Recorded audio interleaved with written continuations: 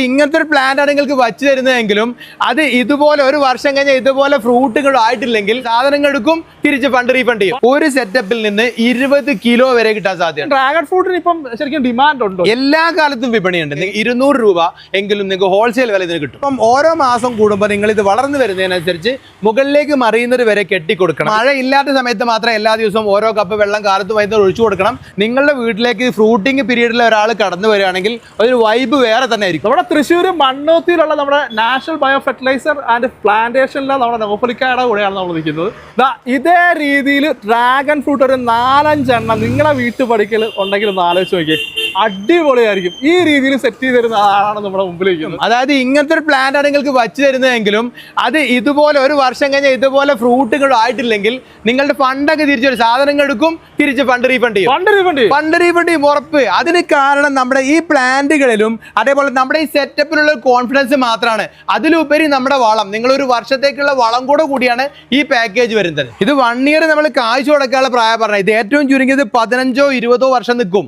അതായത് അതെ, ഇത് നമ്മൾ അതിനുള്ളിൽ കോൺക്രീറ്റും കമ്പിയോ കൊടുത്തുകൊണ്ട് 20 വർഷം കഴിഞ്ഞാലും ഇൻ കേസ് നിങ്ങൾ എപ്പോഴെങ്കിലും ആരെങ്കിലും ഇത് മറിച്ചിട്ടാൽ പോലും കേട് വരാത്ത അത്രയും ലെവലാണ് ഈ സെറ്റപ്പ് ചെയ്തിട്ടുള്ളത്. ശരാശരി നമുക്ക് എത്ര ഇത് കിട്ടും? നമുക്ക് ഈ പ്ലാന്റ് നമ്മൾ 1ാമത്തെ വർഷം തന്നെ നിങ്ങൾക്ക് ഫ്രൂട്ട്സ് കിട്ടി തുടങ്ങുമെന്ന് പറഞ്ഞു.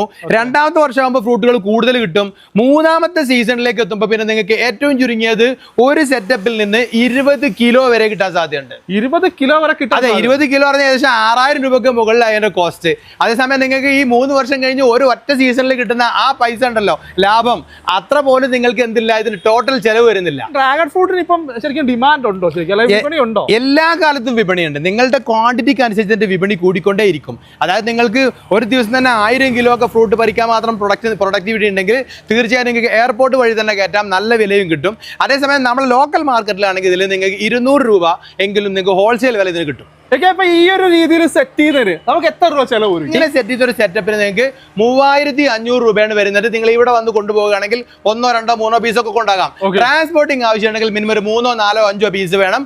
അപ്പോൾ ഓരോ സെറ്റപ്പിന് 1000 രൂപ വീതം അതിന്റെ ട്രാൻസ്പോർട്ടിംഗ് ചാർജസും വരും. അതേപോലെ തന്നെ നിങ്ങൾ ദൂരേക്കാണ് ഓർഡർ ചെയ്യുന്നത്, തിരുവനന്തപുരത്തേക്കോ കൊല്ലത്തേക്കോ അല്ലെങ്കിൽ കാസർഗോട്ടേക്കോ കണ്ണൂരേക്കോ ഓർഡർ ചെയ്യുമ്പോൾ മിനിമം ഒരു 10 സെറ്റപ്പ് എങ്കിലും ഓർഡർ വേണമെന്നുള്ളത് ഉറപ്പെടുത്തുകയാണ്.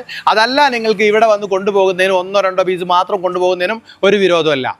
ഇതിപ്പോ നമ്മൾ സാധാരണഗതിയിൽ അത്യാവശ്യം സമയത്ത് പോർട്ടബിൾ ആവുന്ന രൂപത്തിലുള്ള സെറ്റപ്പുകളാണ്. അതേസമയം നിങ്ങൾക്ക് കൂടുതൽ സ്ഥലമുണ്ട്, ഒരു 25, 30, 40, 50 സെന്റൊക്കെ സ്ഥലമുള്ളവരാണെങ്കിൽ നിങ്ങൾക്ക് കമേഴ്സ്യലായിട്ട് ചെയ്യാൻ പറ്റും. കമേഴ്സ്യൽ ചെയ്യാൻ മിനിമം നിങ്ങൾക്ക് 100 പീസിന്റെ ഓർഡർ ഉണ്ടെങ്കിൽ നിങ്ങളുടെ ലൊക്കേഷനിൽ വന്ന് നമ്മൾ ചെയ്തു തരും. അതിന് ഇത്ര വിലയും വരുന്നില്ല. കമേഴ്സ്യലായിട്ട് ചെയ്യുമ്പോൾ ഒരു പോസ്റ്റ് നമുക്ക് 2500 രൂപയാണ് വരുന്നത്, ഇൻക്ലൂഡിംഗ് ഡ്രിപ്പ് ഇറിഗേഷൻ. കൊമേഴ്സ്യലായിട്ട് ചെയ്യുമ്പോൾ ഒരു ഏക്കറിനകത്ത് നമുക്ക് എത്ര ചെയ്യാം? ഒരു ഏക്കറിൽ നമുക്കൊരു 450+ പോസ്റ്റുകൾ നമുക്ക് ഉണ്ടാക്കാൻ പറ്റും. അത് പരന്ന ഭൂമിയാണെങ്കിലാണ്. ചെങ്കുത്തായ ഭൂമിയാണെങ്കിൽ താരതമ്യേന എണ്ണം കുറയും. അപ്പൊ ഇതിന്റെ കെയറിങ് കാര്യങ്ങളൊക്കെ അപ്പൊ ഒരുപാട് ടൈം പോകത്തില്ല? ഇപ്പൊ ഇങ്ങനെ ഇതിന്റെ കെയറിങ് കാര്യങ്ങൾ നമ്മളിപ്പോ നിലവിൽ ഇതിന്റെ പോട്ടി മിക്സ് തയ്യാറാക്കിയിട്ട് കൊടുത്ത പോട്ടി മിക്സ് ആണ്. ഇതിന് വേണ്ടി പ്രത്യേകം ട്യൂൺ ചെയ്ത പോട്ടി മിക്സ് ആണ്.